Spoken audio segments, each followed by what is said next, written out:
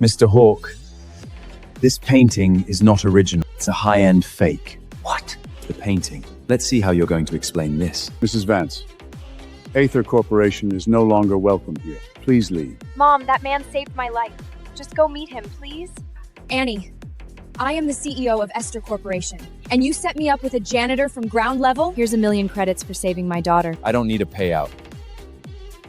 He actually doesn't want money? Cyril, let's go get married. I'm only doing this because I want Annie to be happy. That's all. I actually married a janitor from ground level? Let's get one thing straight. I only did this for Annie. Don't expect anything real to happen between us. Understand. Sasha, my third representative office is hosting a corporate gala. Perfect. I need a bodyguard anyway. You're coming with me. Excuse me, Mr. Hawk. Finally, all done.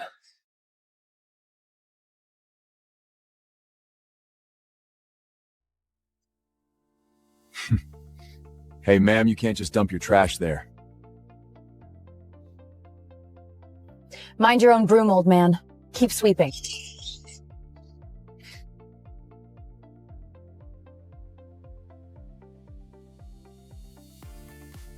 Another day's mess, another day's quiet.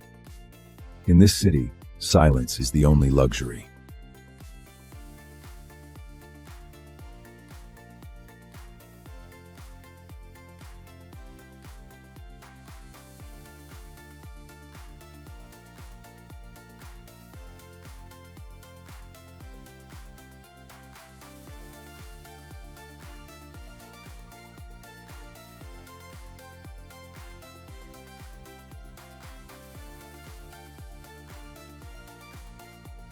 Your Grace.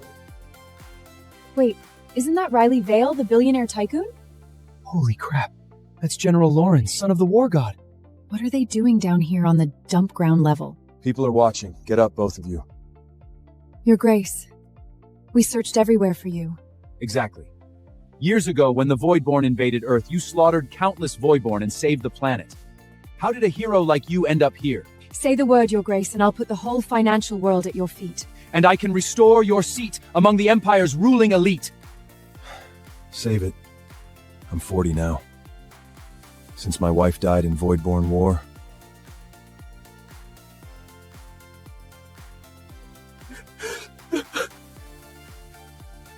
I don't give a damn about money or power anymore. All I want is to keep my sword clean and live an ordinary life. But sir... Don't make me repeat myself. All right, sir, but please, take this card. It's a retirement fund, only a few 100 million credits, nothing worth making a fuss about. I heard your old watch broke, so I found you a replacement. This watch belonged to an ancient noble house, one of their family treasures. And here, the keys to a sky manager. Somewhere quiet for your retirement. I don't need any of these. Please, we insist. And our numbers haven't changed. Whatever you need, whenever you need it, call us.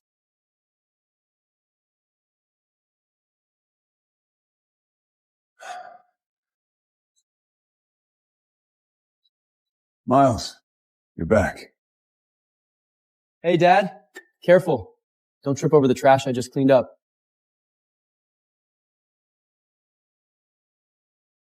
Even the hero I used to be ended up in the trash. These are trash? When you were little, this man was your hero. You loved him more than anyone, and...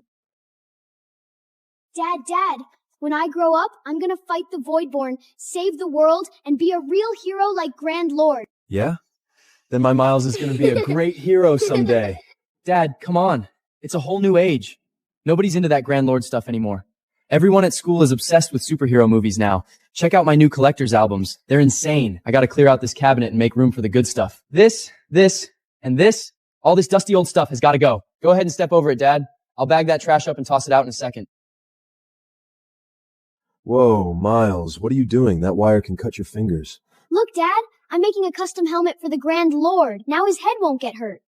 Even the biggest heroes have to come home safe.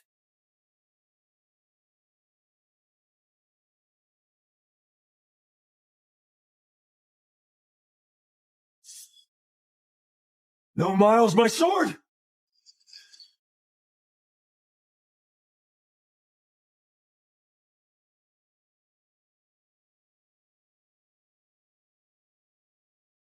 Dad, you shouldn't touch that. It's all rusty. It's probably covered in germs. Great. Now it messed up the wall too. I say we throw that sword out. Then I'll put my Iron Wolf poster on the left to cover the stain, and on the right... Miles. I think I need to take a walk.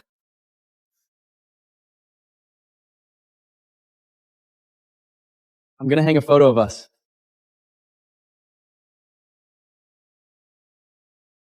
Dad.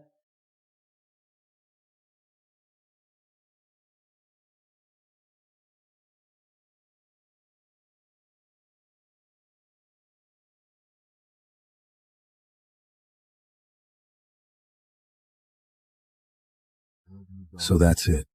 The world moved on, and I didn't. Help!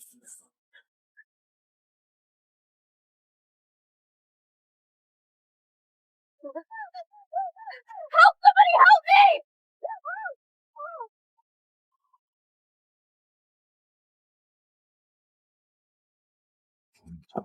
Void born.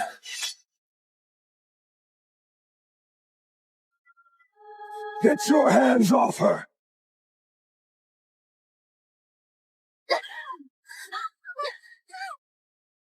Sir, please, help me! A old street sweeper wants to play hero.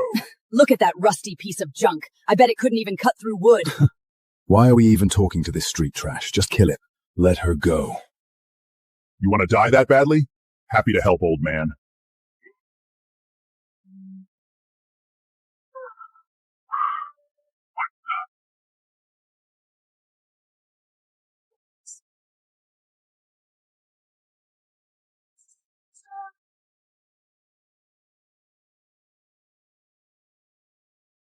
No way!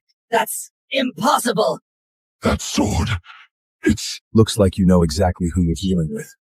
Run, bastard.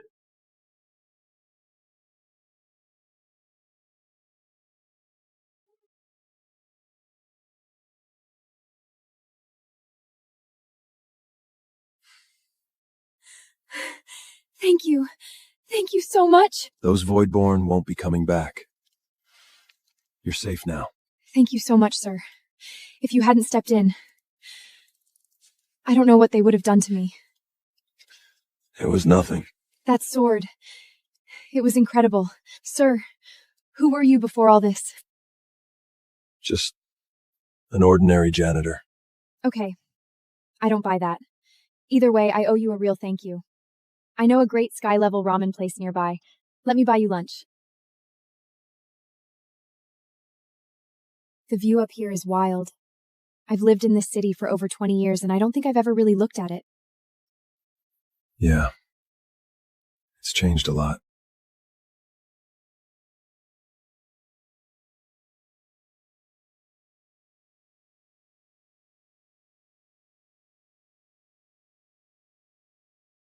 So, how long have you worked here? 20 years, I guess. Ever since the Voidborn War ended. Since the war ended. Wow. You've watched this whole city come back to life. From ash and rubble to all this neon. Yeah, time moves fast. Can I ask you something personal? Go ahead. Sir? Are you single now? What? Well, I am single. My wife, she passed away a long time ago. I'm sorry. I shouldn't have asked. It's fine. It's in the past. Well then, would you ever think about meeting someone new? That's... No, please don't get the wrong idea. I'm not talking about me. I know a woman who's single, about the right age, and honestly, she's great. You two could just meet, see how it feels. I'll think about it. No pressure. I'll just help set it up first. Oh, where do you work? And how do I reach you? I'm Cyril Kane from Ear Street, the ground level. Ear Street, ground level. Got it. I'll have her meet you there tomorrow afternoon.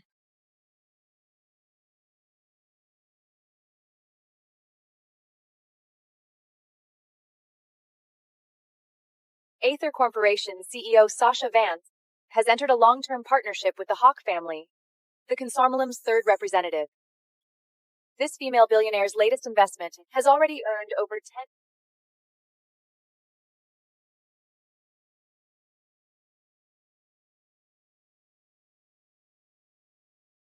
It's time. What's taking him so long?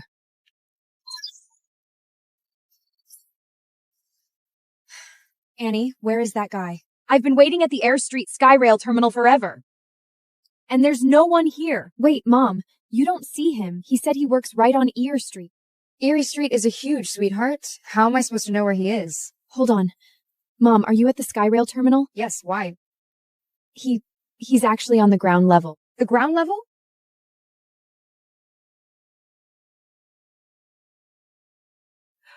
Annie, I am the CEO of Esther Corporation. And you set me up with a janitor from ground level?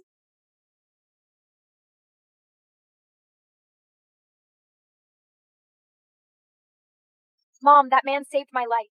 Just go meet him, please. Fine. But I'm not looking for a husband. I'm only going there to say thank you.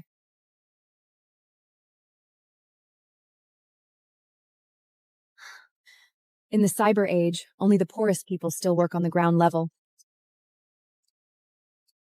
Hello, ma'am. I'm Cyril. You must be the lady Annie told me about. I'm Annie's mother, Sasha. I came to thank you.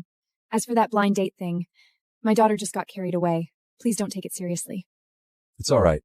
I didn't take it seriously either. A guy with my job isn't a good match for someone like you anyway.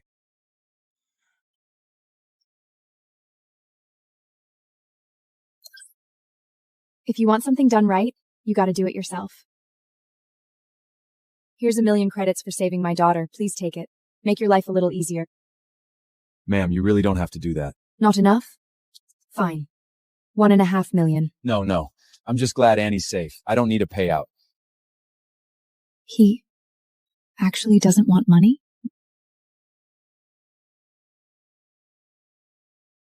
A ground-level janitor who doesn't blink at that kind of money. He's got some principles. When you go back, just tell Annie we met and decided we're not a good fit. That should settle it. Fair enough. And again, thank you for saving her. That little brat. He sent my car away.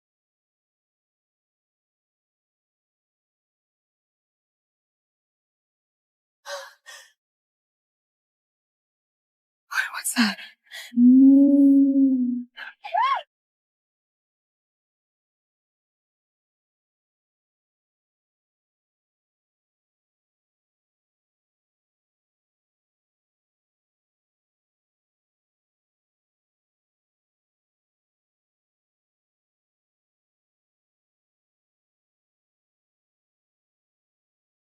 Easy. It's just a virtual whale. A virtual whale? I knew that. Maybe this man isn't so bad after all.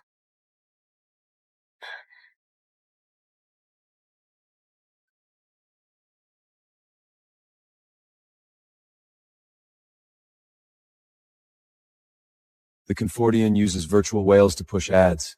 The noise and the spam. It's part of daily life for everyone stuck on the ground level.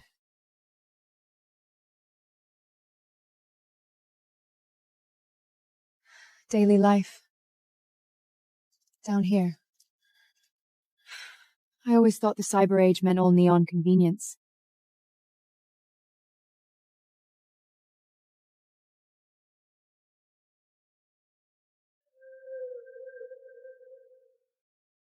You're not getting home in this rain. Come with me. Where are we going?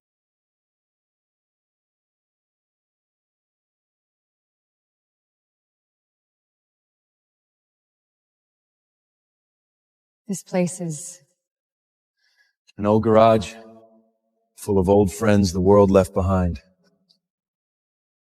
Is that a car? Yeah. You know how to drive a car? In the cyber age, AI-driven hover cars are the norm. Manual cars were phased out ages ago because they're way too complex. I've never seen anyone operate something this old. A little. He actually knows how to drive it, and he's doing it so smoothly. Where are you headed? Oh, Jobs Road. Get in. I'll drop you off.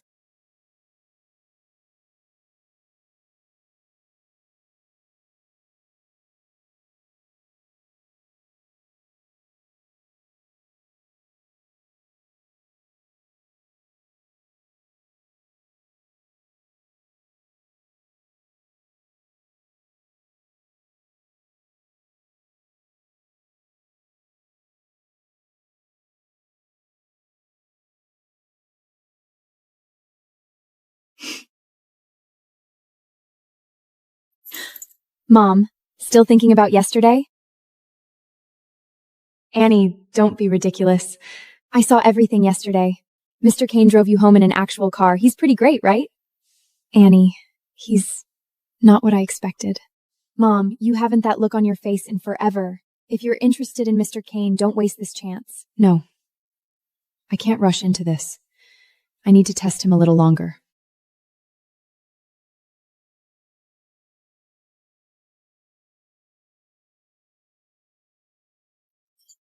Sana, I need a favor.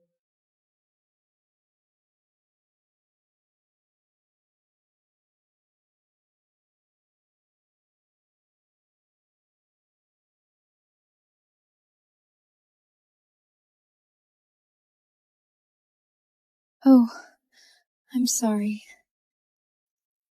Ma'am, you alright? I'm fine. Just a little dizzy. Sir, could you take me somewhere to rest? Ma'am, you need to go to the hospital. No, no hospitals. Let's go do something more exciting.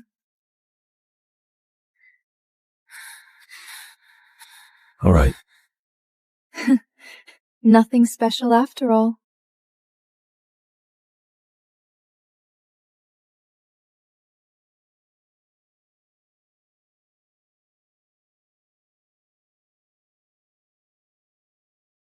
He actually took the bait.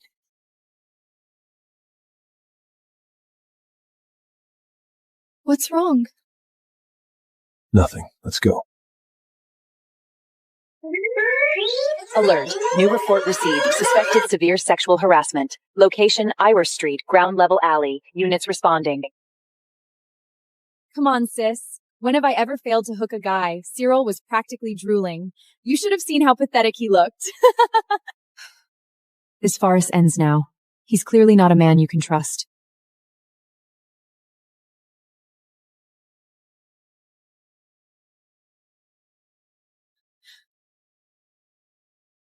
Did you make the call, ma'am?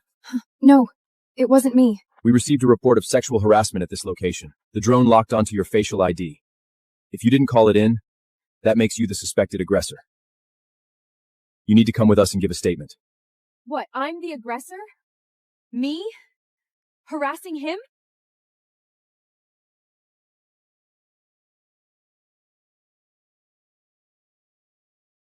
What happened? The AI contacted me and said you were taken to the station. Aunt Sana, what's going on? Ask your mother. She sent me to test this guy, and he called the cops saying I harassed him.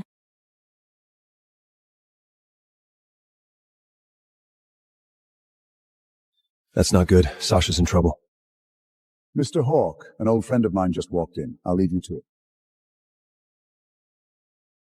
Sasha, you bring a fake painting to my gala. Do you think I'm too old and blind to tell? Mr. Hawk, please give me a moment. I'll ask my assistant about this. Mrs. Vance, the truth is right in front of us. A phone call won't turn a fake into a real painting. I chased you for months, Sasha, but you rejected me every time. So I paid off your assistant and switched the painting. Let's see how you're going to explain this. Mr. Hawk, I swear I didn't know. I can bring you another gift to make up for it. And can you make up for the mood you ruined too? You nearly destroyed my gala! Father, this is insulting. Does she think you're some blind old fool she can trick? I'm truly sorry, Mr. Hawk. I never meant to offend you. Mrs. Vance, Aether Corporation is no longer welcome here. Please leave. As for our current partnership, I'll need to reconsider it. What? Mr. Hawk, if you cancel our partnership, you'll take massive losses too. We've partnered for years. Please don't end this over one mistake. Then I'll take the loss. The one thing I hate most is being played for a fool. From now on, any deal with Aether is dead. Well, if the head of the representative office is out, I'm not risking the Contorum's wrath. I'm canceling my contracts with Aether too. We're out too. Everyone, this... Excuse me, Mr. Hawk. Mrs. Vance. Brought the wrong gift. This is the actual gift for you.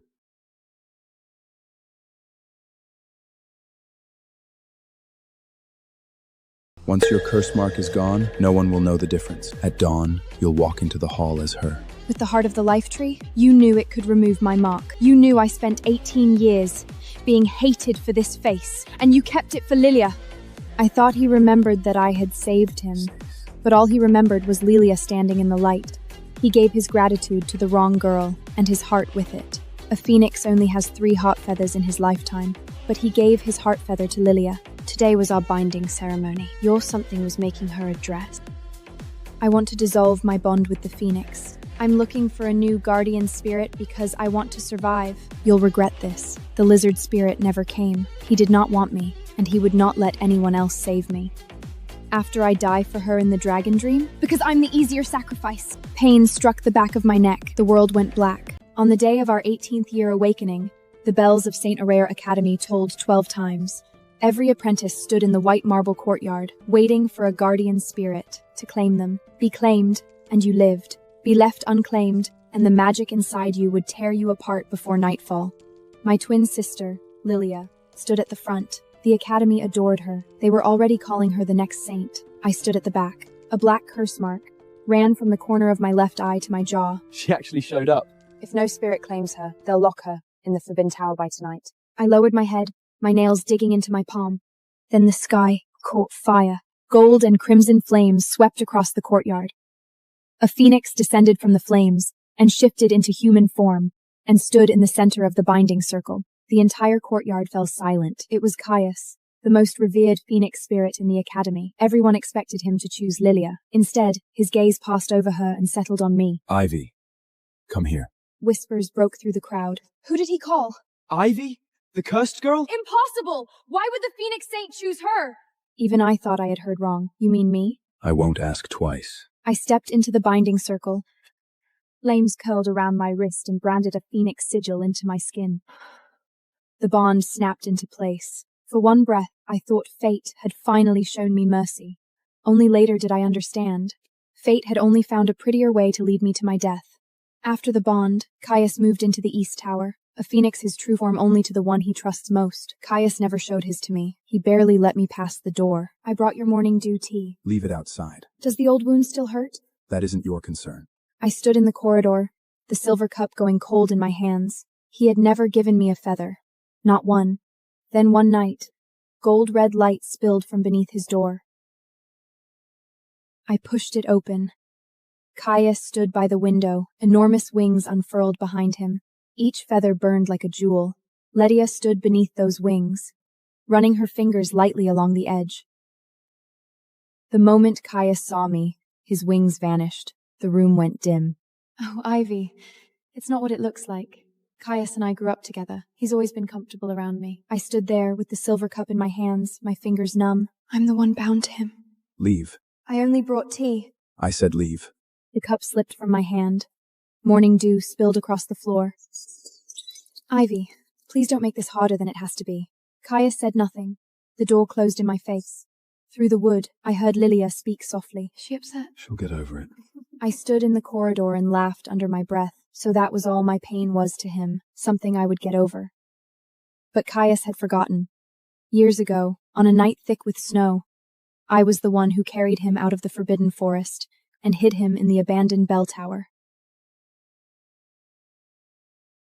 Back then, he was not the proud phoenix saint everyone worshipped. He was only a dying firebird. Blight had burned through his feathers. The mentors said he would not last until dawn. I refused to believe them. I cut open my wrist and fed him my blood, night after night. On the 7th day, he woke. That was also the day Lilia came. Ivy, you're still keeping that filthy bird. He isn't filthy. He's dying. He wants to live. Later, Caius recovered. He came to see me, and he came to see Lilia. I thought he remembered that I had saved him, but all he remembered was Lilia standing in the light. He gave his gratitude to the wrong girl, and his heart with it. On the 7th day after our bond, the Academy began preparing for Lila's binding ceremony with the Black Dragon. Everyone said she was worthy of the most powerful dragon heir in the Academy. I heard the headmaster himself is presiding. Of course, Lila is practically the next saint. A phoenix bond doesn't make some people less cursed. Today was also the day Caius had promised to hold a proper ceremony for us. Phoenix's loved sacred Synopsis. I had saved for 3 months to buy this one.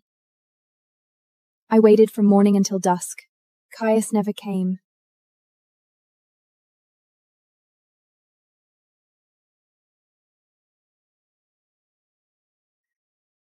She's really still waiting. As if the Phoenix Saint would hold a ceremony for her. Someone like her should be grateful he looked at her at all.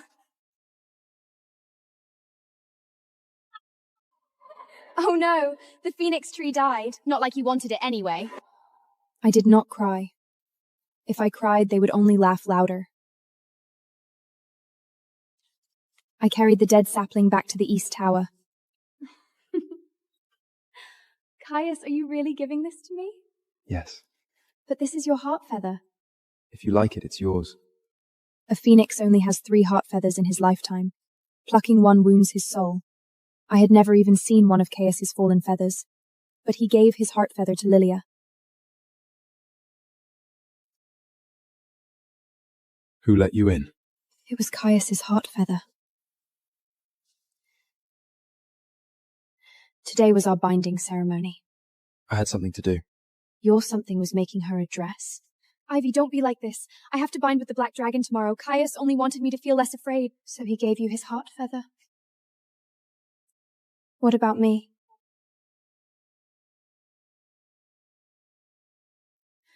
You are already bound to me. So I don't need to be cherished? Stop making a scene. Those words again.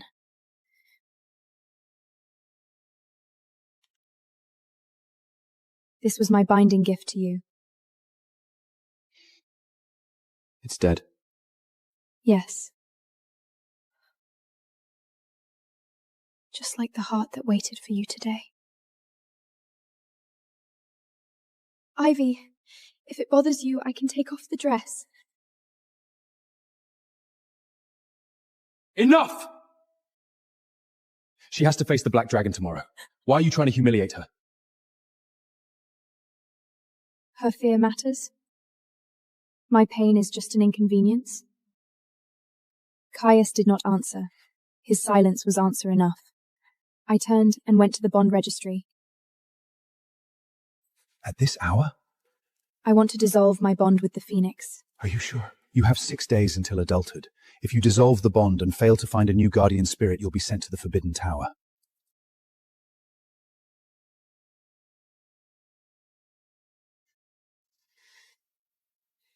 I'm sure. The Phoenix Saint has 3 days to refuse the dissolution. Then let him refuse. Aren't you afraid? I am. But I'm more afraid of spending the rest of my life waiting for him to turn around.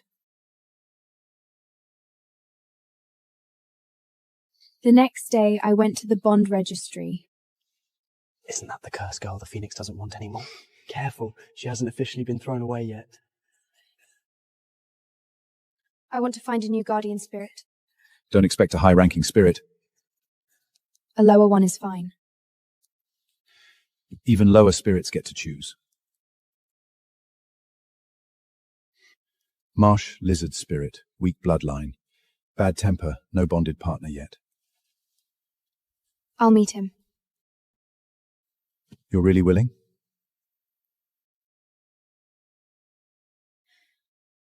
I want to live.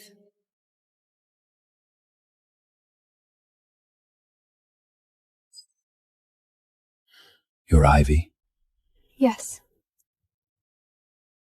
The Phoenix doesn't want you anymore? I'm dissolving the bond. Will that mark affect the binding? No. My bloodline is weak. Your reputation is ruined. I suppose we suit each other. It was cruel, but I swallowed it. If it meant living, I could endure a few cruel words. Are you willing to bind with me? Tomorrow afternoon, bond registry. Thank you. When I walked out of the old apothecary, the sky was grey, but for the first time, I felt I still had somewhere to go.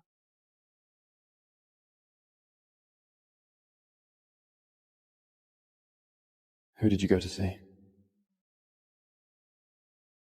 8 years. That's how long I watched Ethan grind from first officer to captain, rearranging my life around his flight schedule. I quit my job, cooked to his landing hours, and learned to sleep alone. I asked him just once, could you take me up there someday?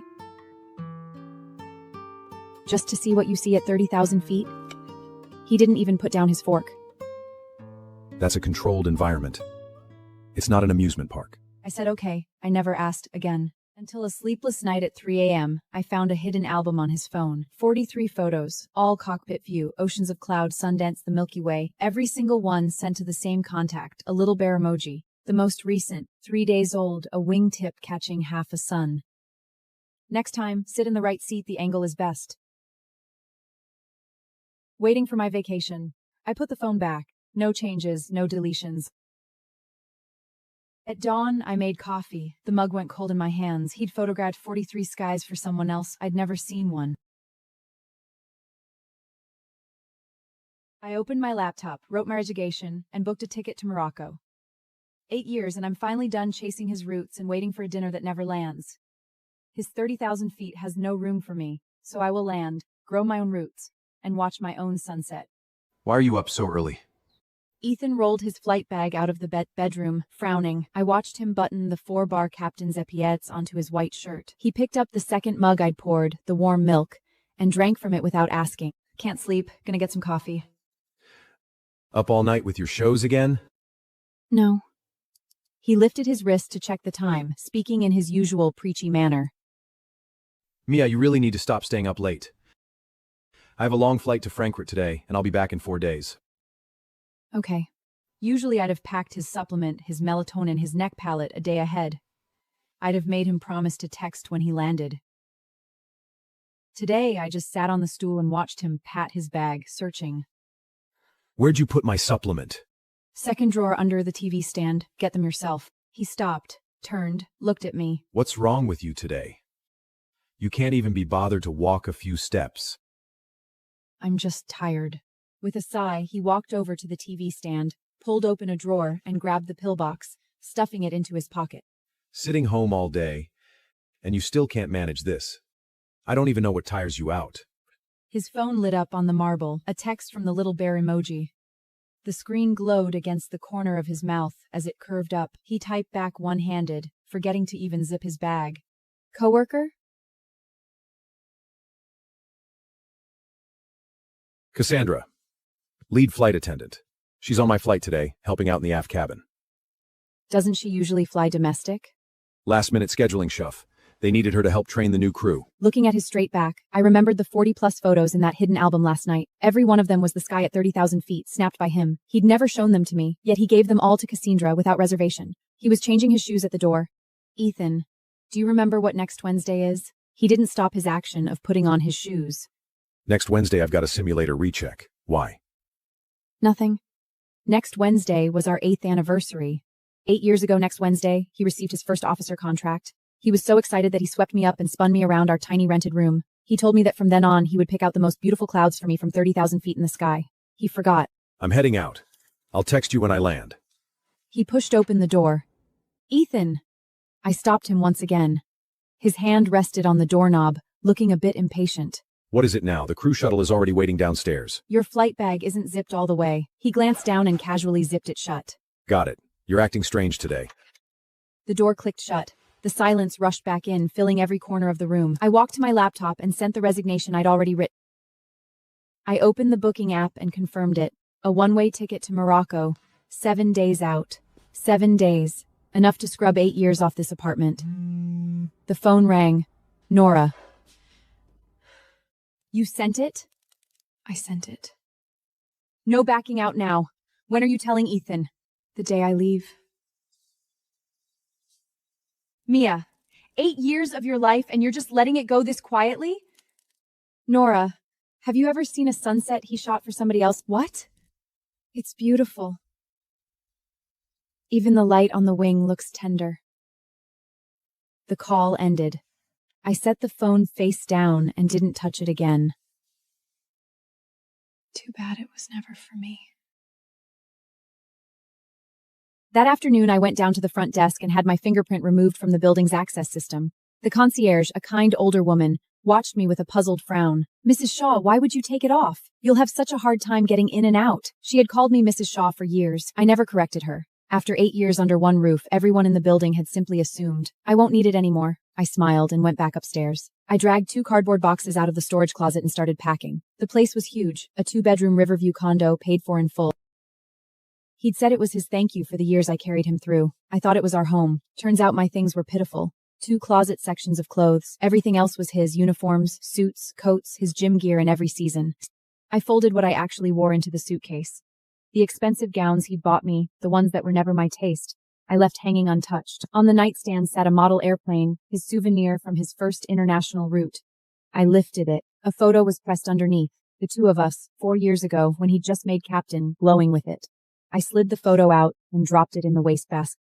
I set the model back exactly where it had been. The condo was already starting to forget me. So was he. At dusk, my phone buzzed. A text from Ethan. Landed. Just got to the hotel. Any other day, I'd have answered instantly. Asked if he was tired, if the bed was comfortable. Today, I sent one letter. K. It's freezing here. Want any duty-free stuff? No. You're always going on about that one serum brand. I looked at myself in the mirror. No. I don't want it anymore. He didn't write back. I opened Cassandra's Instagram. The top post was 10 minutes old. The Rhine at night, lights smeared across black, and a man's hand resting on the rim. On the middle quinger, a faint scar. Ethan got it slicing fruit. I changed the dressing for a week, fussing over it. Her caption: Frankfurt wind is cold, but the mulled wine is warm. A trip where someone takes care of you is always the best one. A cover commented: Captain Shaw's treat, lucky girl. She replied with a blushing emoji. I set the phone down on the cold edge of the sink and waited for the old sharp pain to rise up in my chest. It didn't. There was only a flat, hollow quiet where it used to live. I closed the app. Calm. The sharp ache in my chest had already gone numb. He was never careless. He was never bad at romance. He just spent all of it on someone else. 2 days later, Ethan's flight landed. At 7, he pushed the door open carrying a sleek gift box. I sat on the couch and watched him change his shoes. No dinner? I already ate. His frown deepened. I just flew 10 hours and I can't even get a hot meal? You can order delivery. He set the box down hard on the coffee table. Mia, what is your problem these last few days? I don't have one. No problem, but you won't text me back. I ask what you want and you say nothing. I looked at the box. Is that for me? He hesitated, eyes sliding away. That's someone asked me to pick it up. I'll get yours at the mall tomorrow. Cassandra asked you to bring it back? His face darkened. You went through my phone? Her Instagram is public. He exhaled, righteous again. She did me a favor. I grabbed her a little something. Are you really this petty? I didn't say anything. He irritably untied his tie. That cold face says plenty. She's a coworker. I look out for her. So what? You look out for her very well. I stood and walked toward the guest room. I didn't want to argue with him too much. Mia! His voice hit my back. I didn't slow. I worked all day. Can't you act like you understand anything? I'm not taking your crap all day. Understand. I'd understood for 8 years. That was the whole problem. So I blinked back my tears and walked straight into the guest room without looking back. I'm sleeping in here tonight. Rest well. Over the next 2 days, I kept clearing myself out piece by piece. The monstery in the living room was mine. I gave it to the neighbor down the hall. The armchair on the balcony was my pick. I called a consignment service and had it carried off. Ethan noticed none of it. He only noticed I'd gone quiet enough to please him. Friday morning, he was eating the leftovers I'd thrown together. It's Cassandra's birthday. Crew's getting dinner tonight. Come with me. My hand stopped wiping the table. Why would I go? You're always whining that I never introduce you to my coworkers. Everyone's there tonight. Come meet them. Once, I'd begged to be part of his world. He'd said we're both pilots. It's all just pilot talk anyway. You wouldn't get it. You'd just be bored. Now he offered, because of Cassandra's birthday. Okay. I wanted to see, with my own eyes, exactly where Cassandra stood among the people he worked beside. I stood there a minute after he left for the shower in the middle of the living room. The plant was gone. Half the things that had made the place breathe were already out the door, and the space felt wider, emptier, more honest. 8 years. and so little of it had ever belonged to me. He didn't notice the missing plant. He didn't notice the missing chair. He only noticed I'd finally stopped being difficult. He thought it was peace. It was an exit. At 8 that evening, we reached the Japanese restaurant. The private room door slid open on 6 or 7 faces. Cassandra sat at the head of the table in a white dress, a familiar pendant at her throat. It was the necklace from the box on our coffee table. The same one he'd called someone's. The clasp caught the light every time she laughed, and I felt the recognition settle in my chest, cold and certain, like a fact I'd already known and was only now allowed to say. Ethan, Mia's here. I was starting to think you were hiding her from us. She rose, smiled, and reached for my hand. I stepped back. Happy birthday, I said calmly. A beat of awkward silence. Ethan pulled me down beside him. Don't make a scene tonight. They talked turbulence and tower controllers. I didn't follow it. I didn't try. Then a first officer raised his glass. Honestly, Captain Shaw's landings are always butter. Cassandra knows best. When Captain Shaw's flying, she doesn't spill a drop of coffee back there. It's true. Last month when we were flying back to Miami and got stuck in that severe thunderstorm, my legs were shaking. He texted me from the flight box, "I've got this, don't be scared." I felt safe instantly. The table cheered. Ethan laughed along, indulgent. I took a sip of the tea. The tea was rather cold and tasted very bitter. I remembered that Miami flight, 5 hours late. I'd called him a dozen times. He never picked up. I was so anxious at home that I couldn't fall asleep. He texted back once, busy with work, don't make trouble. He'd been busy comforting her. Cassandra turned to me, eyes already glistening. Sis, do you even take care of him? He skipped breakfast before his recheck. It breaks our hearts. Every face turned to me. I put down the cup. He's a grown man. He knows how to order delivery. Mia, enough already. Everyone came out to have a good time, and you just have to sit there and make everyone uncomfortable with that attitude. Did I say anything to make anyone uncomfortable? I looked at him, completely calm. Cassandra was just trying to be nice and remind you to take better care of me. What is your problem? Captain Shaw. I picked up my bag and stood. Mia, don't you dare walk out that door. Since someone else cares so much about your stomach, I guess I don't have to worry about it anymore. I walked out without a single pause. The air conditioning in the hallway hit my face, and I took a deep breath of the air outside. For 8 years, I'm finally done trampling all over my own pride just to save his face. When I got home, I packed the rest of my books into the cardboard boxes. Now, I'm just waiting for next Wednesday. He didn't come home that night. He showed up the next afternoon carrying the ghost of a perfume that wasn't mine. He threw his keys in the entry and looked at me, cold. Done throwing your tantrum? I was taping a box shut in. I didn't look up. You're playing dumb now? He kicked the box. What's with all this junk? Sorting out things I don't need. This hard-to-get act is pathetic. You think a few days of silence means I'll come crawling? I never asked you to crawl. Then fix your attitude. Cassandra cried half the night over what you said. You owe her an apology. I won't apologize. He dragged a hand through his hair and dropped onto the couch. Next Wednesday, I'm on the Aurora trip to Reykjavik. If you'll behave, I'll use the companion pass I promised Cassandra on you instead. The flight benefits. I'll take you to see the Aurora. I stood frozen. The Aurora. 6 years ago, they found a nodule on my thyroid. Benign, but I was terrified. He'd held my hand at the bedside and said, When you're well, I'll take you to see the Aurora. We'll watch the most beautiful sky together. 6 years, he'd let it sit. Now he handed me that promise like spare chain, a privilege he'd promised to her. Not good enough for you. Do you know how hard those standby seats are to get? Cassandra begged me for weeks. I only changed my mind because of our anniversary. So he remembered the anniversary now. Give it to Cassandra. What did you say? Give it to her. I don't need it. He shot up off the couch, face gone dark. Mia, don't push your luck. I gave you the chance. You throw it away, don't come crying back. I won't. He hurled a glass off the coffee table, shards sprayed across my shims, opening a thin red line. He didn't glance at it. He turned and slammed out. I looked down at the bead of blood, blotted it with a tissue. It didn't hurt. It really didn't anymore. Wednesday came, our 8th anniversary, the day my resignation took effect and I left this city. I took a ride share to the airport with my one suitcase. My flight to Morocco left at 3 p.m. I checked in, sat at the gate, watched the planes lift off the runway. The Aurora flight departs at 2 p.m. Ethan should be in the left seat by now, getting ready for pushback. I opened the airline app to check his flight one last time, a period at the end of 8 years. The Aurora flight. The captain's slot wasn't Ethan. It was a name I didn't know. Then, near the first-class lounge, I saw a man in a casual coat steering a pink carry-on through the doors. A woman in the same shade leaned into his arm. Ethan and Cassandra. 2 gate agents chatted beside me. Isn't that Captain Shaw? Wasn't he flying Rukenega today? Took personal leave, buying a ticket to escort the lead attendant to Finland. She's been bragging about it all week. So he hadn't given me the pass set aside for her. He'd thrown away his own flight, his own duty, and bought a seat beside her, a private Aurora's trip for 2.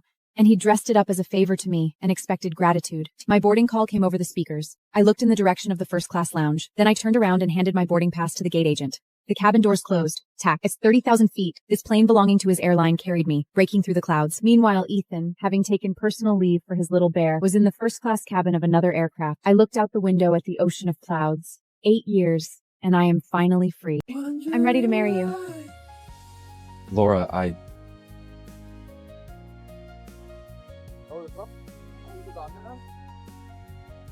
Seriously, you actually believed he meant it? It was just a bet we made. Guys, can you believe this? She really came in a wedding dress. Let's take a photo of her.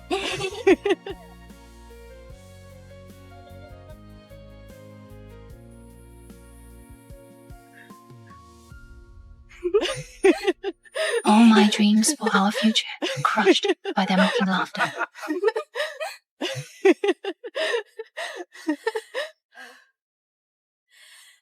Jake, do you remember the promise you made to me after Vivian came into the picture? Everything changed. Last night, you said you'd marry me if I showed up in a wedding dress holding roses. Was that all a lie? I'm sorry. Laura, if you're so desperate, you can marry Peter. His family is rich. Then your mom won't have to do the degrading jobs to support you.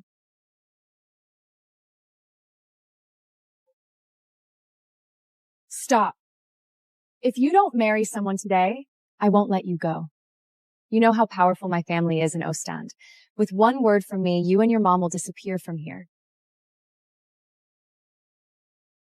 Vivian. If she doesn't get married, she'll keep pestering you. This is a marriage scam. You might look okay, but I'm not going to marry some broke delivery guy like you. Tell my grandma, this has failed again. That lady thought I was too poor. She can stop setting me up. Would you mind getting married to me? My name is Laura Depp. I'm 23, healthy, never been in a relationship. My family isn't well up. I don't mind that you're poor. Are you crazy? Just let her be. She's so into you. She won't go through with it. I'm Sean Floyd, 28, healthy, and also never been in a relationship. If you don't mind, let's get married.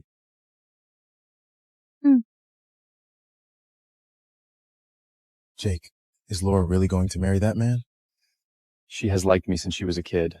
There's no way she'd marry a stranger just to spite me. Sean Floyd. Come on, Laura, the Ivy League genius, and Vivian, the billionaire heiress, are both crazy about you. Who will you choose? Laura loves me. Even if I don't put a ring on it, she'd stay by my side. Damn, man. Using Vivian for her money while keeping Laura as your little puppy. Laura, thanks for turning down Harvard just to go to the same college as me. I know it was a lot. But hey, you're the one who cried and said you couldn't live without me, right? Laura, after we graduate, I'll marry you.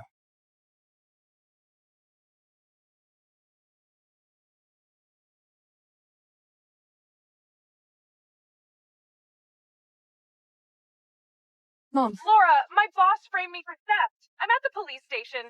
Please, you gotta come down here. Mom, don't worry. I'll be right there.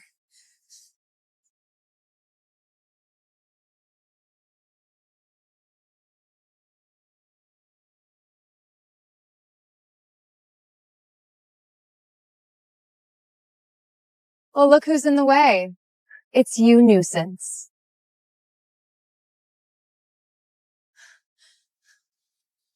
You set my mom up, didn't you? If you have a problem with me, come at me. Leave her out of this! If Jake is willing to speak up for you, I'll let your mom go. How about that? Jake, my mom has treated you like her own son. Are you really just gonna stand there and do nothing? See, Laura? It's not that I won't spare your mom. It's that Jake won't help you.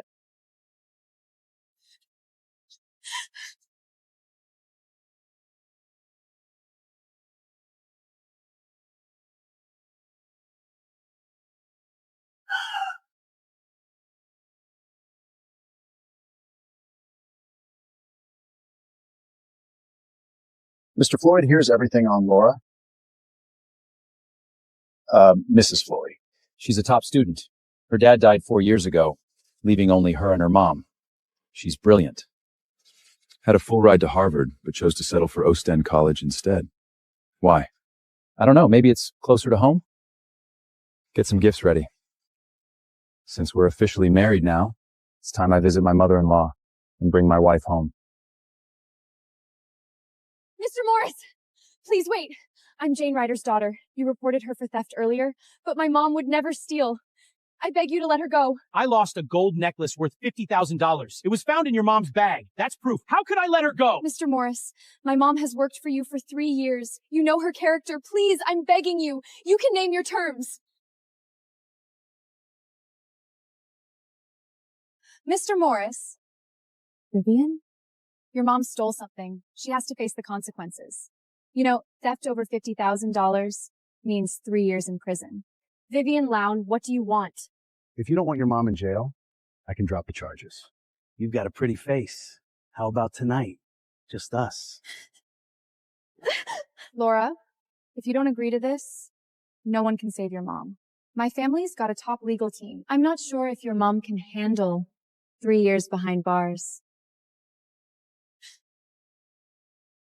Vivian, there's no need to go this far. Jake, my dad already agreed to fund your startup, remember? Vivian, you'll pay for this. Give it up. Do you think you can go against Ms. Lown? Just be good and stay with me. I'll make sure you and your mom have an easy life. Dream on! None of you will get your way! Mr. Morris, don't worry. My family's got a top legal team. You'll get what you want. Thanks, Ms. Lown. Vivian, I have no feelings for Laura. I'll tell her to keep her distance. Jake, are you feeling sorry for her? If you are, maybe we should break up, and I'll tell my dad to pull the funding.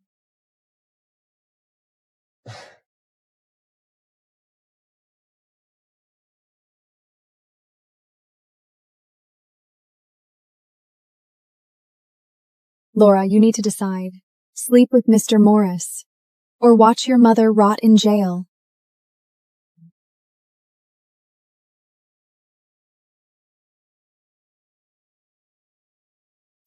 Laura, let me explain. Don't touch me! You make me sick! Laura, don't take it out on me. I had nothing to do with— Jake, your dad died early, and your mom wasn't around. My mom took care of you.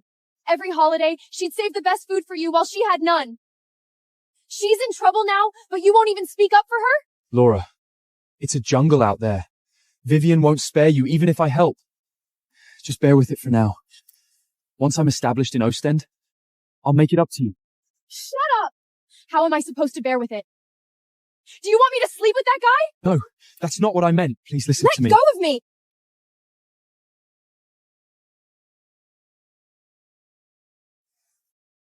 Why isn't she answering her phone? Maybe she's finally realizing she married the wrong guy. Shut up. A literal billionaire playing broke. Man, I wish I was there to see that. What are you mumbling about? Find out where she went now.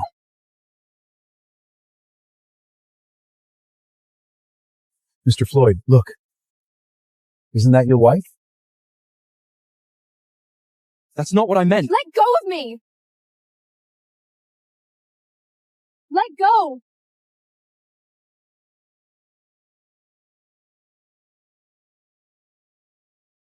Didn't you hear her?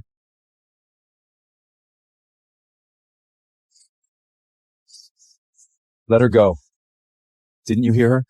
Who are you to meddle with this? I'm her husband. You really married this guy? Are you insane? Didn't you tell me to marry him? Why are you freaking out? Laura, listen to me. You barely know him. He's just a poor loser. Don't ruin your life over a rash decision. Divorce him tomorrow. It's none of your business. I'm not getting divorced. Laura, you've really gone too far. Trust me, you'll regret this and come begging me. If that guy really sues your mom, let's see how you handle it.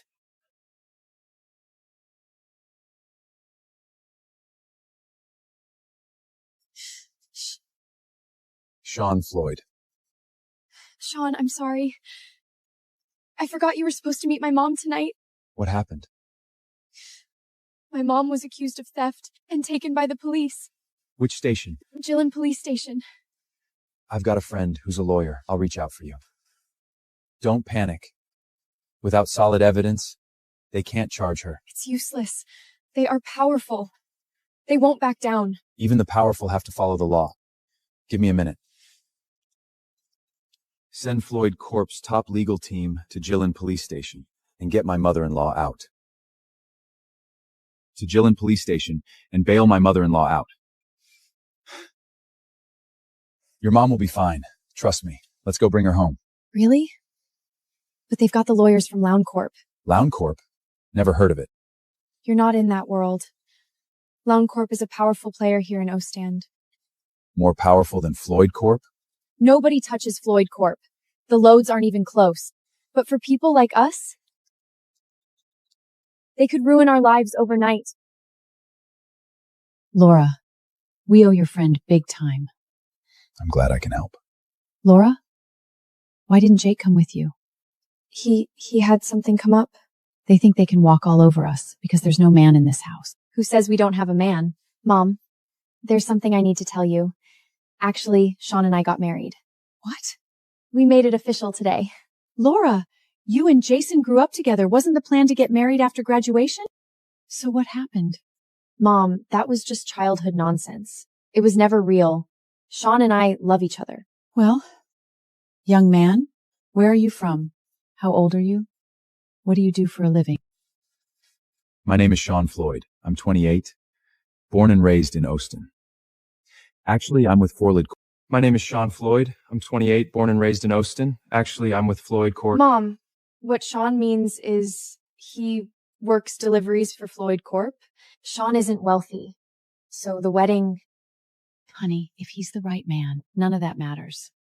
I just want you to be happy. This is all happening so fast. I just don't want to see you get hurt.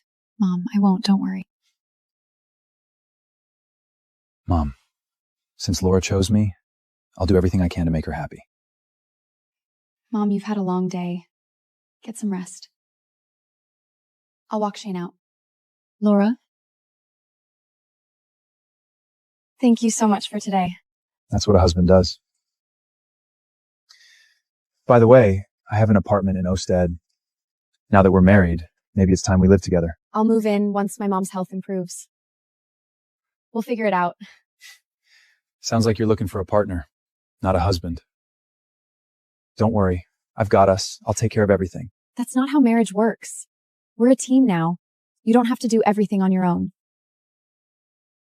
It's getting late, and the rain's only getting worse. You should get home.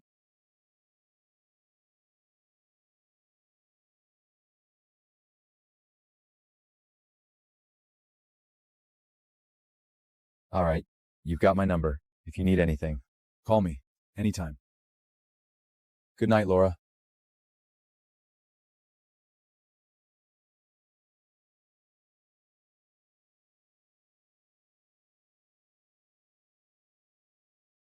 Laura, you really married some random guy just to get back at me?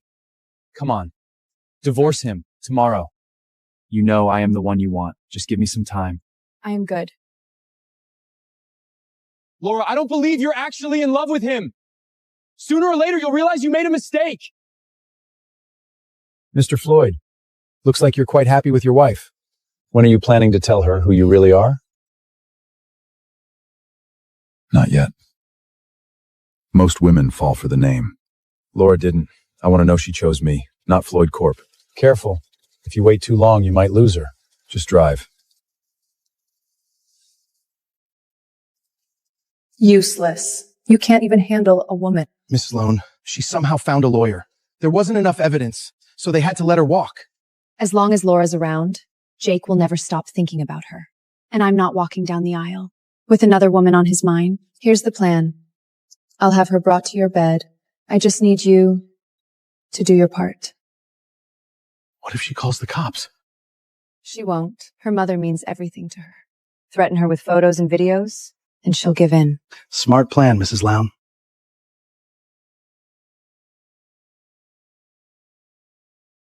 Hey, Laura? Laura? Our total revenue went up by 0.3% last quarter. We expect... Hey, Laura. Sean, help! Laura? Track Laura's location now! Yes, I'll locate Mrs. Floyd right away. It's crazy enough to kidnap her. They're screwed. When did Mr. Floyd get married? Yeah, I hadn't heard. You brought this on yourself. You should have listened. Now, you're going to learn the hard way.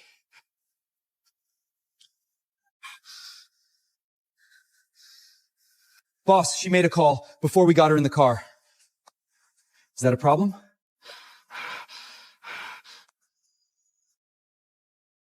Yes. That's him. Her husband. Laura, you really married that guy? A delivery guy? So what if he knows you're gone? He can't save you. Hello? Where's my wife? I'll give you anything you want, but if you touch her... I swear. Who the hell do you think you are? Talk to me like that? It's too late. By the time you find her, she won't be yours anymore.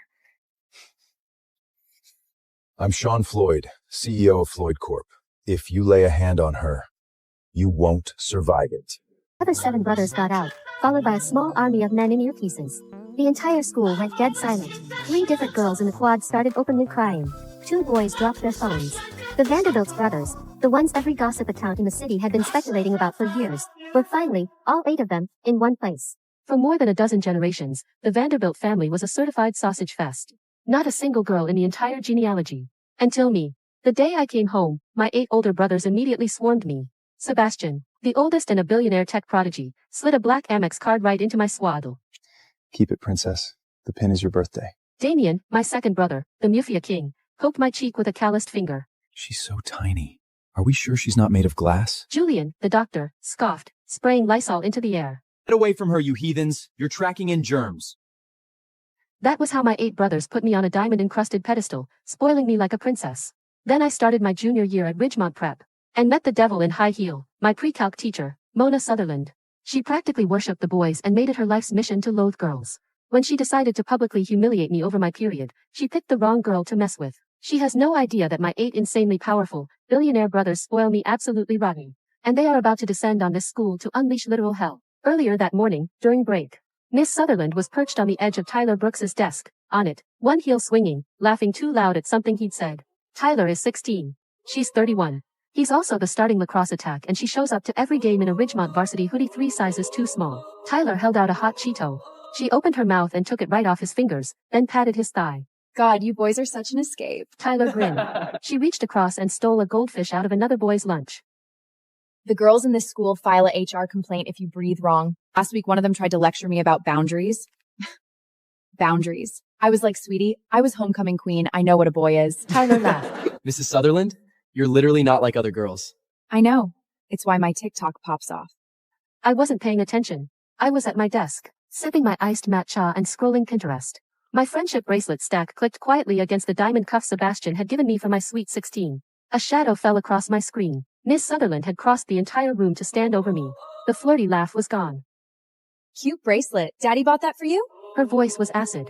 Some of us actually had to earn our jewelry, Vanderbilt. You wouldn't know what that's like. You walk in here every day dressed like a Sephora ad looking down your nose at the rest of us. Who exactly are you trying to impress? The room went silent. The girls looked up, alarmed. The boys leaned in for the show. I set my matcha down, looked up at her, polite. Mrs. Sutherland, I think you might be the one impressing somebody. You were sitting on Tyler's desk. A beat of dead silence. Someone in the back row choked on a laugh and buried his face in his hoodie. Miss Sutherland's face went red to the hairline. Excuse me? I'm just saying. There's a Title IX hotline poster literally behind your head. Vanderbilt, you are going to regret that. The bell rang. Miss Sutherland marched to the front and slammed her textbook on the desk. Sienna, stand up. Answer this one. I stood. She flipped to a random page in the AP Calc book. Except this isn't AP Calc. This is regular pre-calc, and the problem she chose was an integral we wouldn't see until next year. I opened my mouth. She cut me off. What, nothing to say? You had plenty to say 5 minutes ago. She started pacing in front of my desk, but her eyes were on the rest of the class. Some of you girls think you can coast through high school on Instagram filters and daddy's credit card. I'm telling you right now, out in the real world, nobody's going to baby you. You're in for a rude awakening, Vanderbilt. Men don't actually like girls who can't do anything for themselves. She lectured for a solid 5 minutes. I just tilted my head, the real world, lifting a finger. But my brothers had been pretty clear that I was never going to see the real world. They had it covered. Miss Sutherland slammed her hand on the desk. What is that look on your face? You think this is funny? Step out into the hallway. Now. A girl 2 rows over whispered to her seatmate. She is being so weird with Sienna right now. She's been weird with every girl in this class. Did you see what she put in my comments on Insta? I didn't move. I just looked at Miss Sutherland. Are you deaf? I said out! Okay. I picked up my pink Goyer tote and walked out of the classroom. Past her. Past everyone. Then I just kept walking. Down the marble stairs. Out the front doors. Past the security desk. Straight to the curb on Park Avenue. She said get out. So I got out. I pulled out my phone and ordered an Uber Black home. I scanned my thumb against the biometric lock of our brownstone, the heavy oak door clicking open instantly. I'm home. Sebastian appeared from the kitchen in an apron over his dress shirt, sleeves rolled up his forearms, spatula in hand. He glanced at the antique clock in the hall. It's barely 2. Since when does Ridsman Prep let out before 3:30? I dropped my Goyer tote on the velvet couch and stretched out. I just didn't want to be there anymore. Sebastian set the spatula down, looking completely unconvinced. Funny. My phone hasn't pinged with a single attendance notification from the parent wardle. My teacher literally told me to leave, so I left. I grabbed the Eruhan smoothie he'd left on the coffee table. By the way, whatever you're burning in there smells expensive. He didn't push it, but I clocked him glancing back at me twice through the kitchen archway. A few minutes later the front door opened again. Julian came in, loosened his tie, dropped his hospital ID on the entry table. He came straight to me and pressed the back of his hand to my forehead. Early dismissness? You coming down with something, kiddo? I'm good, Jules. Honestly, all I wanted today was to see my amazing brothers and get a giant hug. He and Sebastian exchanged a look. I knew that look. That was the something happened at school, look natural until we destroy whoever did it, look. Damien wandered down the stairs next from his home office, tie crooked. Sat on the arm of the couch. Anything fun at school today, princess? Nope, just school. What'd you have for lunch? A sweet green kale Caesar, the usual. What was your last period? PE, it completely drained me. I'm officially on strike and staying right here with you guys forever. He ruffled my hair, half exasperated, half amused. And let you drive us all crazy 24/7? No chance, princess. Too bad you're stuck with me. I mumbled and buried my face deeper into the couch. The suffocating weight from earlier didn't feel quite as heavy anymore. The family group chat, titled Sienna's Bodyguard's White Heart, was already lighting up, the other brothers arguing over the Hamptons house versus Aspen for the weekend. Sienna, text not moving from this couch. Would be a total vibe if the Aspen snow could just come to us instead. The chat went dead silent for one beat. Then 8 identical replies, almost simultaneously text, done. I honestly figured they were just joking around. But a little while later, right in the middle of me mindlessly scrolling through my TikTok FYP, white flakes suddenly started drifting past the floor-to-ceiling windows. I blinked, dropping my phone onto the couch. Turns out, my absolute lunatics of brothers had actually air-freighted real, fresh powder all the way from Aspen. I literally squealed with pure joy. Miss Sutherland had warned me I'd suffer in the real world. That word, suffer, wasn't really in my vocabulary. Second period the next afternoon was PE. Coach Daniels blew his whistle. Mile run, ladies and Mile gents. run, Let's move. I walked over with the cramps note the school nurse had already signed off on. Coach reached for it, but a hand shot in from the side and snatched it first. Miss Sutherland. She was holding a clipboard, holding down the fort for her afternoon track duty. She flashed Coach Daniels a sickeningly sweet smile. I've got this one, Coach. The school nurse asked me to double-check her medical clearance today anyway. She crumbles the note in her hand, looking down at me with a sharp, toxic smile. Looks like you're all mine now, Vanderbilt. She glanced at the slip, tore it in half. Cramps? Honey, Middog exists. Denied. Mrs. Sutherland, I really don't feel good. She gave me a slow head-to-toe once-over. You looked plenty fine flirting with Mason at lunch. Sienna, do you honestly think the entire world revolves around you? Cry me a river over a gym class. How exactly do you plan to survive the real world? Trust me, honey. Real men don't marry fragile little porcelain dolls. The words landed in the dead air of the field. A couple boys in the front snickered. The girl next to me sucked in a breath. Mrs. Sutherland, you literally cannot say that to a student. That is deranged. I looked her dead in the eye. I'm 16, Miss Sutherland. I have standard menstrual cramps. Why are you so obsessed with who is going to marry me? Face froze over. Don't talk back to me! She grabbed my wrist. Hard. Yanked me toward the track. Let go! Run. She was totally breaking the policy, but I refused to give her the satisfaction of a scene in front of the entire junior class. So, I jerked my arm free and walked to the back of the line. She stood inside the track, arms tightly crossed as she hovered over the field, glaring right at me. I jogged. Slow. Every step pulled at my belly. I fell behind almost immediately. Hip 2, Vanderbilt. By the second lap I was bent over, hand pressed to my side, gasping. I said you were soft. Keep going. I looked up. My eyes burned. I refused to let the tears fall. I can't, Mrs. Sutherland. I'm completely running on empty here. Save the damsel act for someone who cares. You're right. Let's bring in the people who actually do. I pulled out my phone to call Sebastian. She had no idea she just signed her own death warrant. She saw the phone and swung at it. The iPhone flew out of my hand and skidded across the rubber track. No phones during instruction. You know the policy. I crouched and picked it up. The screen was spiderwebbed across the lock screen photo of me and Caleb at his college move-in. You're paying for that. You dropped it. Not my problem. That's when she noticed my wrist where the hoodie sleeve had written up. The bracelet. A delicate chain of pink stones with a tiny gold drop in the middle, engraved with my name in script. Sebastian had clasped it on me himself at my sweet 16 4 months ago. She grabbed my arm and lifted it like evidence. A flawless phone, all this gorgeous costume jewelry. Running laps isn't a runway show, sweetie. You're dressed like a literal princess just for gem class. What, are we performing for the boys today, Vanderbilt? It's not costume. My brother gave it to me. Right. Brother. Probably scooped it out of a clearance bin at Claire's.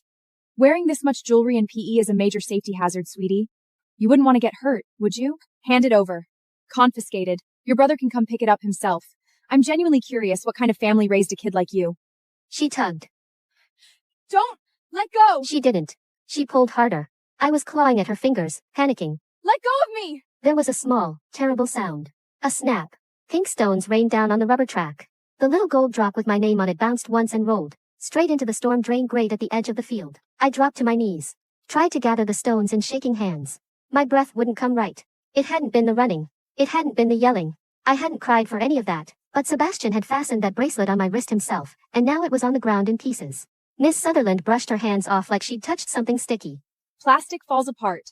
Welcome to reality. Stop the dramatics. I closed my fingers around the broken chain, stood up slowly, looked at her. Then I turned and ran, past the bleachers, through the side door, up the marble stairwell, 3 flights, 4, 5, until I shoved through the alarm-rigged door to the roof. The alarm didn't go off. Of course it didn't. Half the wiring in this building was older than my grandfather. The whole school heard about it within minutes. The quad filled with kids in plaid skirts and navy blazers staring up, phones already out, recording. Yo, is that Sienna Vanderbilt? What is she doing? I stood near the parapet. Not stupid close, but close enough that nobody was breathing. The tears were coming hard now.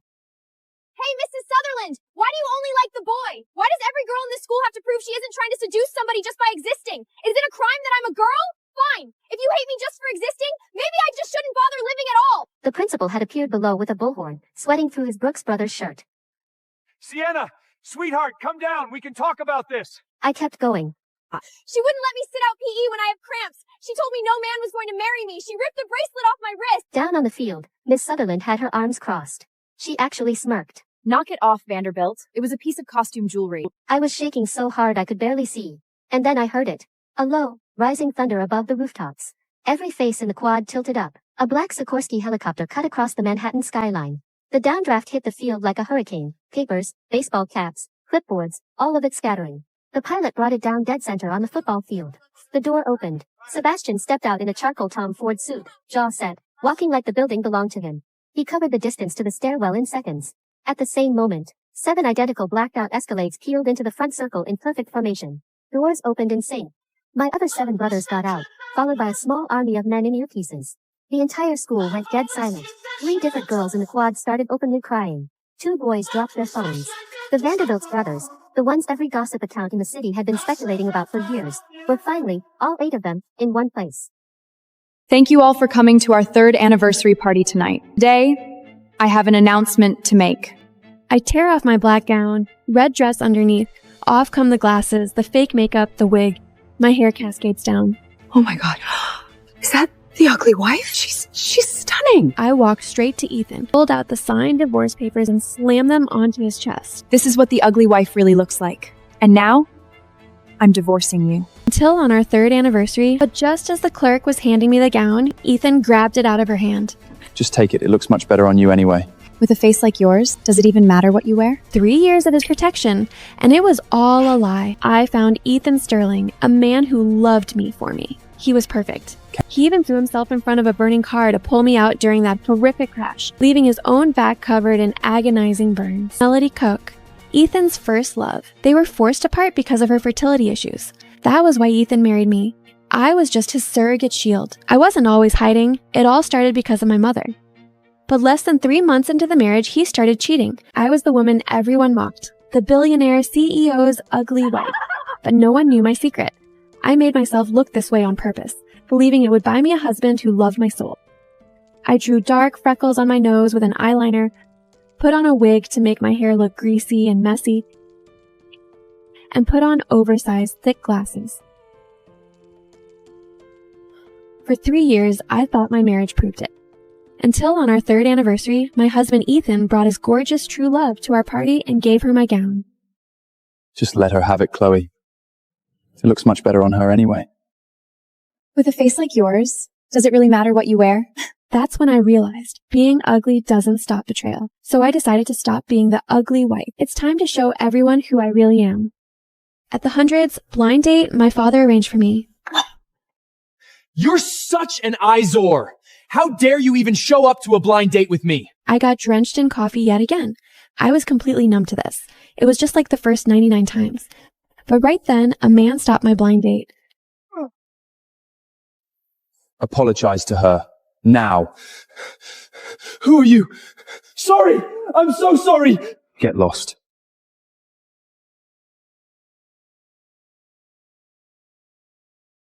No one should ever treat you like that. I never expected that I would meet him again. Didn't even think my next blind date would be him. My 101st blind date wasn't at a coffee shop, but at my family's house, because Ethan actually showed up at my door, asking to marry me. He said, "Looks don't matter to me. You're perfect. Your design skills are what attract me." But most importantly, he said, "I mean it, Chloe. I fell in love with you." I never expected love at first sight in this plain look, but it truly happened. Just like that, I found Ethan Sterling, a man who loved me for me. After we married, he was perfect. Cancel the meetings for me. Meetings are not as important as our first anniversary. Babe, take care of yourself. Ethan gave the plates to me when I was working on my design drafts. He even threw himself in front of a burning car to pull me out during that horrific crash, leaving his own back covered in agonizing burns. The moment I woke up in the hospital, my only thought was to find him. But I never expected. Mom, Dad. We know exactly what you're doing, Ethan. First you married that hideous girl. Now you hurt yourself just to punish us? All because we wouldn't let you marry Melody! She will never be a Sterling! We won't let you marry that woman.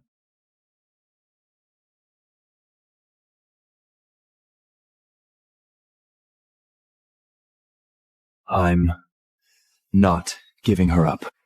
I thought my disguise was a shield against men who only saw my face. How would it become a weapon? My husband used to hurt his own family? What happened if I told him I was just hiding my face? I wasn't always hiding. It all started because of my mother. I'll build a multi-million-dollar empire to prove I am worthy of this beauty. My father sent my mother flowers repetitive, while men surrounded her became less and less. My mother finally picked up his flowers. My father really did it, and my mother finally said yes. But less than 3 months into the marriage, he started cheating. It's just for the business. Please don't be mad at me.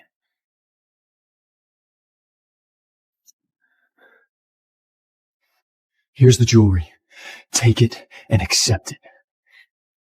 Stop making a scene! Get rid of me!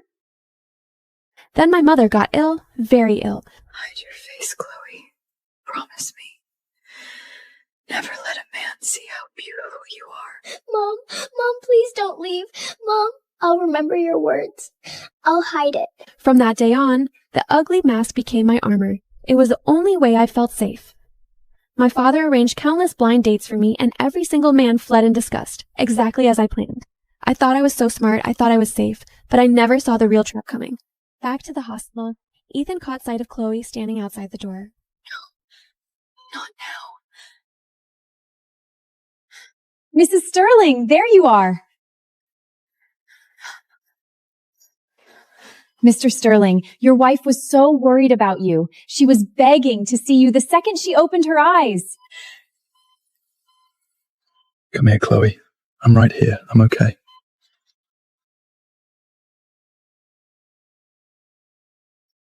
Why so quiet?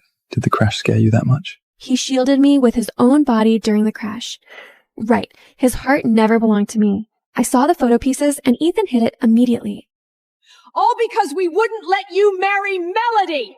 His heart never belonged to me. I was just a tool Ethan used to protest against his family for another woman. Chloe, what's wrong? I was just so worried about losing you. Babe, I'll be always by your side. He's sweet as hell, but that made my heart bled. That tenderness was never meant for me. Chloe, come over here for a sec.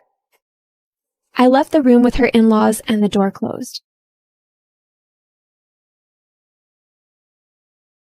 I want a divorce. I've made up my mind. I'm divorcing Ethan. You're asking for a divorce? Look at yourself! Chloe, do you have any idea how many decent women are begging for a chance to marry Ethan? And none of them look like you. Of course I knew. Ever since that day at the cafe, I've searched for every piece of information about him. Ethan Sterling, the youngest heir to the Sterling Group with brilliant leadership. No scandals, no rumors. He was the textbook definition of a perfect man, while I was the ugly wife. I understood why his elite parents never liked me, but I never expected that he had never liked me either. 3 years of marriage, he put up with my face just to shield someone else. But what I look like has nothing to do with this divorce. If the Sterling family refuses to settle the divorce, my lawyer will see you in court. You! Let her go. Ethan only married her to spite us anyway. If she's leaving on her own, isn't this exactly what we wanted? Just remind you, once the divorce is filed, it's done forever. Fine. You'll have the signed papers soon. He was thinking of her even now. I'd never regret letting go of his fake love. Back home, threw away every gift Ethan had ever given me. Just one thing left, getting him to sign the divorce paper.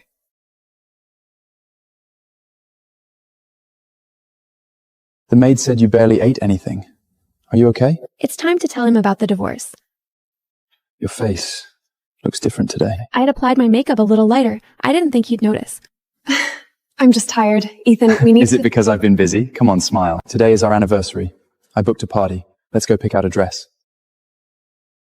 Ethan, this will be the last anniversary I ever spend with you. I need to take this. Go ahead and look around. I need to tell him about the divorce. Sleek and sophisticated. It is exactly the new image I wanted. This one. Pack it up for me, please. Wait. I want that dress. Her face matched the hospital photo perfectly. It was Melody Koch, the woman Ethan truly loved. Melody Koch, Ethan's first love. They were forced apart because of her fertility issues. That was why Ethan married me, to spite his family. I was just his surrogate shield. I'm sorry, but I've had my eye on this dress too. I know you got here first, but I honestly think it suits me much better. Do you mind? She already had Ethan's love. Why did she have to steal my dress too? I'm not letting this go. Bring it up, please. Honestly, Chloe, with a face like yours, does it even matter what you wear? Chloe, what's going on here? Ethan! Melody, this is my wife, Chloe. Well, in that case, I should probably let Mrs. Sterling have the dress. But just as the clerk was handing me the gown, Ethan grabbed it out of her hand. Just take it. It looks much better on you anyway.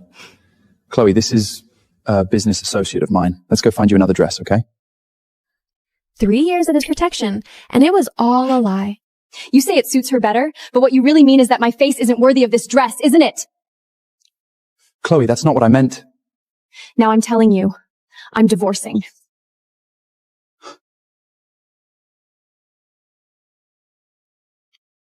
Ethan, how do I look? Mind if I join your anniversary party tonight? I'm not done talking to Of course not. We'd love to have you. That gorgeous woman looks more like his wife than that hideous Islack. I looked coldly at the scene unfolding before me. At that moment, my phone suddenly buzzed. A cold smile tugged at the corners of my lips. Clicking my heels, I strode straight to the podium at the center of the banquet hall. Thank you all for coming to our 3rd anniversary party tonight. What's wrong with her? Today, I have an announcement to make. I tear off my black gown, red dress underneath. Off come the glasses, the fake makeup, the wig. My hair cascades down. Oh my god. Is that the ugly wife? She's stunning. In the utter silence, I walked straight to Ethan, pulled out the signed divorce papers and slammed them onto his chest. This is what the ugly wife really looks like. And now, I'm divorcing you. At an Alpha Alliance summit, a rival drugged him. He ended up in bed with a strange Omega Isla. I pushed open the door to his suite and saw the unthinkable. This marriage will get us the resources we desperately need, Callista. This is your duty. Come with me. You better protect her for life! Then I'll protect her for life! Late one night, a sharp pain ripped through my abdomen. Rydian took one phone call, and then he was gone. When I got there, I found him at her bedside, was weeping softly in his arms. A vicious cramp seized my stomach. Everything went black as I collapsed. I lost our pup. Then I took out the silver ritual dagger, but the mate mark on the back of my neck. I wanted to destroy it, but Rydian's composure finally shattered. He grabbed my shoulders. Callista, what happened to you? Why didn't you argue with me anymore? You don't believe me? Are you still throwing a tantrum over losing the pup? What more do you want? My voice as dead as still water. 10 days after the council approves my petition to sever the mate bond. There's no turning back. After I lost the baby, I gave up everything my mate, Alpha Rydian, hated. I stopped using our bond to sense where he was. I could sleep soundly even when he didn't come back to our bedroom all night. I didn't even tell him when a rogue silver blade sliced my arm during a border skirmish. The pack doctor told me to notify my family. I just answered calmly. I don't have a family. The doctor recognized me. You're the Luna. Alpha Rydian is at headquarters. Should I inform him? I shook my head gently. No, don't. But half an hour later, Rydian came anyway. His tall frame cast a shadow over me. His voice ice cold. You're hurt. Why didn't you call me through the mind link? I lowered my eyes. It's just a scratch. No need to bother the Alpha.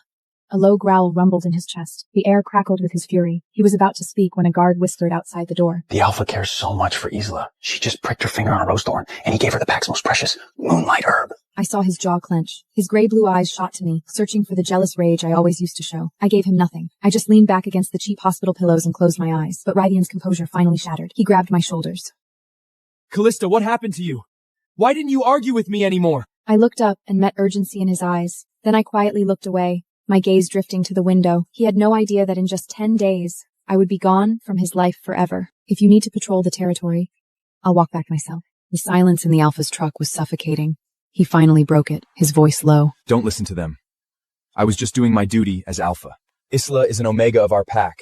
Of course I have to help her when she's hurt. I hummed and said nothing more. Suddenly, Rydian exploded. You don't believe me? Are you still throwing a tantrum over losing the pup? Callista, I'm back with you now. What more do you want? I stared out the window at the passing night, refusing to look at him. I believe you. I just didn't think it was a big deal, so I didn't want to disturb you. Let's just go home. His knuckles went white on the steering wheel. He slammed on the brakes. My head snapped up. A slender figure stood shivering under a lone street lamp. She had her arms wrapped around herself, the tip of her nose red, looking fragile and pitiful. Isa, what is she doing here? I felt Rydian's muscles tight, heard his barely audible intake of breath. Before, seeing Isla would have made me lose control. I would have screamed, demanding to know why he was always there when she needed him, fought over why she so easily captured his attention. Tears, hysterics, the tearing pain of our mate bond. Now, I just glanced at her and looked away. If you need to patrol the territory, I'll walk back myself. I pushed the door open. A blast of frigid midnight air rushed in. Before he could answer, I was already walking away. Callista! My love for him died with our baby. Now I just want to get the hell out of here. Rydian caught up, grabbing my wrist. His grip was so tight it made me wince. He snarled, his voice filled with a desperate anger. Why won't you believe me? I cut things off with her! I looked into his eyes. I nodded, my voice still as calm as water. I believe you. She's just an Omega. Life is hard for her in the pack. It's normal to show some concern, even for an ordinary pack member. I understand. Radian stared at my face. It was blank. This wasn't her pouting. Something was wrong. Terribly wrong. Good night, Ridian. I pulled my hand free and turned away. I heard his footsteps follow, then stop. I knew he had made his choice. At the corner of the estate, I stopped and looked back. Ridian was taking off his own tailored suit jacket and gently draping it over Isla's shoulders. She looked up at him, her eyes filled with grateful tears. I snapped my head away, blinked back the burn in my eyes, and hurried away, trying to burn the image from my mind. I could be calm on the surface, but my wolf was howling in grief. How could she not? A moment later, my phone buzzed. The caller ID read, Jackson, Alpha of the Ashstone Pack. I answered. Callista, everything is confirmed regarding your parents' voting rights in the Alpha Council and your territorial inheritance. When can you come to finalize the transfer? I stared at the two figures embracing in the distance, my voice as dead as still water. 10 days. After the council approves my petition to sever the mate bond. Are you sure? Once the ritual starts, there's no turning back. I took one last look at the two of them. Then I turned and walked toward the villa. My love for him died with our baby.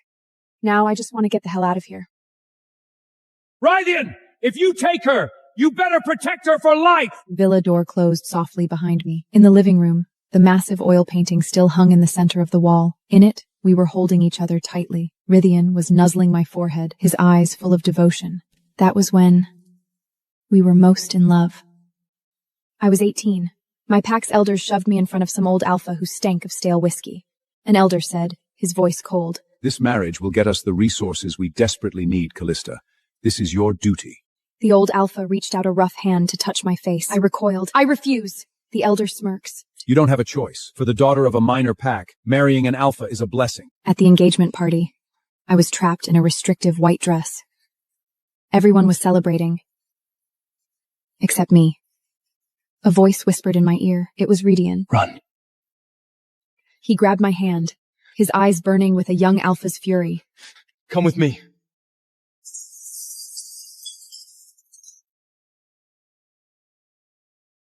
The elder roared from behind us. Rydian! If you take her, you better protect her for life! He looked back, his gray-blue eyes blazing with an alpha's absolute possessiveness. Then I'll protect her for life!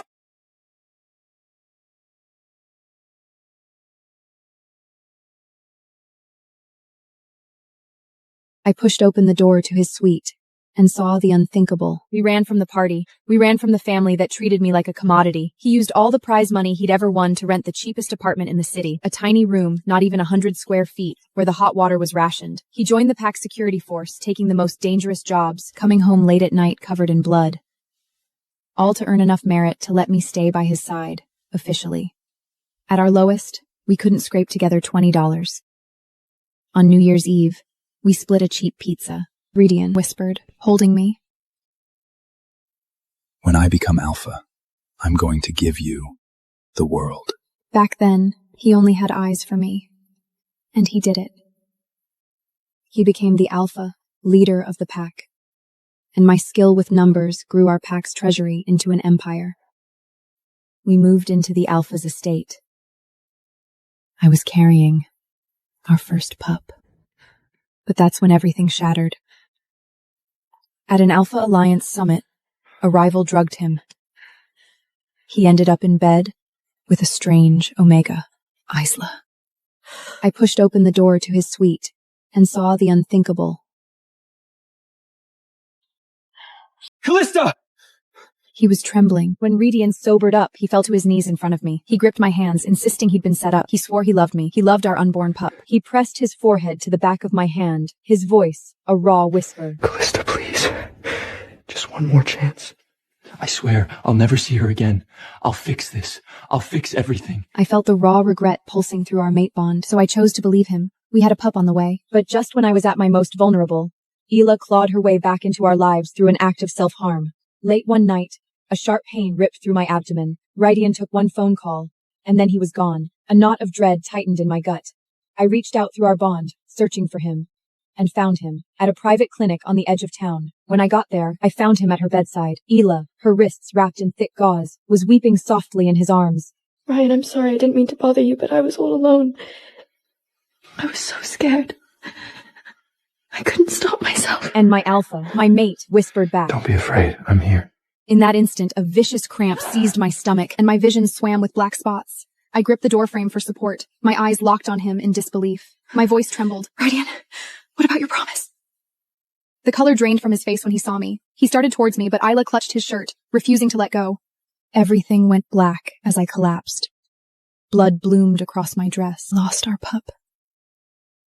Back home, I dragged what was left of me into our bedroom and locked the door. Then I took out the silver ritual dagger. My target wasn't an artery, but the mate mark on the back of my neck, the symbol of our eternal bond. I wanted to destroy it, to forcibly tear us apart in the most painful way possible. Silver poison flooded my veins. A burning agony washed over me, and I could feel our bond being tainted, shredded. Through my failing consciousness, I heard the door being kicked open. Callista! He was trembling, his face pale from the backlash of pain through our bond. I wouldn't give you another chance to use my sympathy to hurt Callista. Radian rushed me to the PAC's private hospital. Are you out of your mind? He roared from outside the emergency room. She threatens to kill herself for attention, so you pull the same pathetic strut? Callista, stop making a scene! He grabbed my shoulders, his eyes bloodshot, and made a promise. We can fix this, I swear. From now on, it will only be you. That was the day everything changed. The same day the Alpha Council found me, handing me a dusty file. Callista, the Council has re-examined the casualty list from the Blood Moon War 30 years ago. 2 of the legendary heroes on that list appear to have been your biological parents. I held the file, my fingertips cold as ice. After hanging up with Jackson, I found myself drawn to the window. Down in the garden, Radian was holding Isla's hand. Tears streamed down her face as she pleaded with him about something. I couldn't hear the words, but I read his lips clearly. Callista's not well. I have to be with her. Isla, just be good for me. Go home. I'll come to you the second I'm free. He gave her a soothing pat on the back. No kiss, no embrace. But that gentle, patient gesture sent a chill through me that was colder than any open act of passion. In that moment, I finally understood. Caring for me, his grieving, shattered mate, was a duty. Comforting Isla was a desire. I turned and walked away from the window. I never saw Radian's expression darken as he faced Illa in the garden. His voice turned cold. Isla, my patience with you had its limits. If there was a next time, I wouldn't give you another chance to use my sympathy to hurt Callista. But it no longer meant anything to me. I finally made up my mind. I had to leave Radian. I had to sever this bond myself. Mrs. Fulmer, here's the divorce agreement from the safe. On the 5th wedding anniversary of Simon and me, my secretary, Susanna Mace, handed the divorce papers to me in a Westarian restaurant. On the day Simon Fulmer and I registered our marriage 5 years ago, Simon, as a gesture of sincerity, drafted and signed a divorce agreement before locking it in a safe. The agreement stipulated that I could sign it at any time to end the marriage if Simon was ever unfaithful. Now, I turned my gaze to the window, and sure enough, blue fireworks lit up the night sky. That message from a month ago had come true. He prepared a blue fireworks show for me tonight. But I don't like blue. Let me give it to you for your anniversary celebration so that it won't go to waste. Looking at the empty seat across from me, I swiftly signed the document. Take the divorce papers to the attorney. Then, book a hotel and prepare the wedding venue in advance. Susanna froze for a moment before she tentatively asked, "Whose name should I write for the bride and groom? Mrs. Fulman?" Simon Fulman and Sophie Sutherfield. Sophie was Simon's first love. Mrs. Fulman, how many days from now should the wedding be held? I slowly turned my gaze to the window. The blue fireworks, blazing for an hour, flickered out at last, leaving only a faint line in the sky. I silently wished myself a happy 5th wedding anniversary. I drew my gaze back, answering Susanna with unwavering resolve. The wedding will be in 7 days. Also, book me a flight to Nabi for that same day. Naiwi, ma'am. Mrs. Fulman, perhaps you should reconsider. On the day of our marriage registration 5 years ago, in a session to the divorce agreement that Simon Voluntarieri, Luna's parents, who resided in Naji, refused his $1 million wedding gift and had him sign a prenuptial agreement. The agreement stated that if I were ever heartbroken by the marriage and returned to my parents' home alone, Simon would be forbidden from stepping into Nawadi for the rest of his life. If that day came, Simon wouldn't even have the chance to beg for reconciliation. It's fine. It would be my birthday in 7 days. I planned to leave Simon, take a flight to Nabi, and arrange for someone to host a wedding for him and Sophie, fulfilling their wishes. After Susanna left, my phone suddenly whirred. A notification popped up. Simon had used the company's Facebook account to publicly post a photo of the blue fireworks display, tagging me. Within less than a minute, the post garnered over 1,000 comments. I'm so envious. I was wondering why Lake City had an hour-long blue fireworks show tonight. It was Mr. Fulman's surprise for Mrs. Fulman after all. 5 years of marriage and Mr. Fulman's declarations of love are still this grand. I heard that after Mr. Fulmy had surgery under general anesthesia last year, he wasn't fully awake yet when he saw Mrs. Fulmy in the recovery room. His groggy first words were, "You have a sensitive stomach. Did you eat lunch on time?" Even the nurses were moved to tears at that moment. Among the flood of comments, Simon replied to one. Lulu is my wife, loving her, spoiling her, and protecting her for a lifetime of peace and happiness, my duty as her husband. Once, there was love between me and Simon. We had never fought in our 7 years together. For 7 years, Simon had given me wealth, status, and love. But a month ago, on the night Simon was away on a business trip, I discovered that he had long been unfaithful. That night, Simon sent me a voice message. When I played it, a woman's voice came through the speaker. I've been back for 6 months. With just a flick of my finger, he's fallen into the palm of my hand. He prepared a blue fireworks show for me tonight. Since I don't like blue, let me give it to you for your anniversary celebration so that it won't go to waste. At that moment, I didn't even know who that man was. That was until 2 weeks ago when Simon walked into a party in the private room with that woman. Simon introduced her, saying she was his distant younger cousin.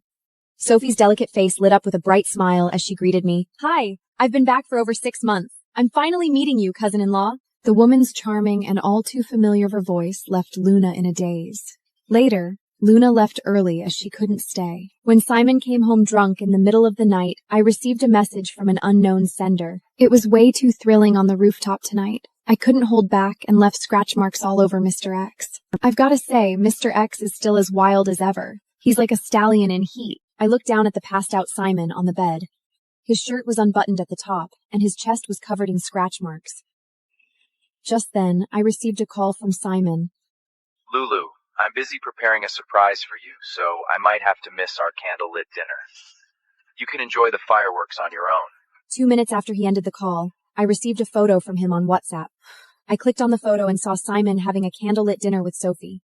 Simon must have posted his love declaration on Facebook while he lay in Sophie's arms. I ignored Simon's faraway, high-profile public love declaration. I got up, grabbed my bag, and went home. Once back in the bedroom, I took out my custom-made women's version of our matching shirts and cut it into strips. Then, I shredded our marriage certificate into pieces as well. I packed everything into a gift box and wrote "second wedding gift" on it. Just as I finished, I turned around and ran into Simon, who had just returned. Simon's handsome face was filled with tenderness as he took her hand and led her downstairs. Honey, I prepared a surprise for you. Come see. When we got downstairs, I saw a large box truck parked outside. On the truck was an enormous pink gift box. As Simon clapped his hands, the gift box automatically opened. Balloons and confetti rose into the air, revealing a blush pink Maybach. Simon took out the Maybach's key and handed it to me, before he said affectionately, Lulu, I remembered you mentioning wanting a new car last time. As your husband, it's my duty to buy you everything you want. When I reached out to take the car key, my sharp eyes caught a detail. Around Simon's left was a bracelet made from a bra strap. A wave of disgust surged through me as she frowned deeply. What's wrong? Did you not want a Maybach? Or do you not like the color? Simon's dark eyes were full of concern when he noticed my reaction. I shook my head and fixated my reddened eyes on him. It's a nice car.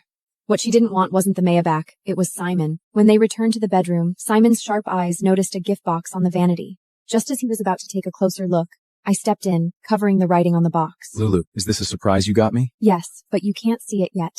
I'm still working on a second gift. I'll give you both gifts in 7 days. Knowing you, I think you'll really like them. 2 surprises in 7 days? Simon started trying to recall what special occasion it was in 7 days. Suddenly, realization dawned on him. Stepping out of the bedroom, he called his assistant, Luke Newman. I almost forgot that Lulu's birthday is in 7 days. Start planning a grand birthday party for her right away. Yes, the bigger, the better. I can't let her down. While Simon was on the phone, he didn't notice I standing silently at the bedroom door, my expression as cold as ice. In the 7 years we had been together, Simon had never once forgot my birthday.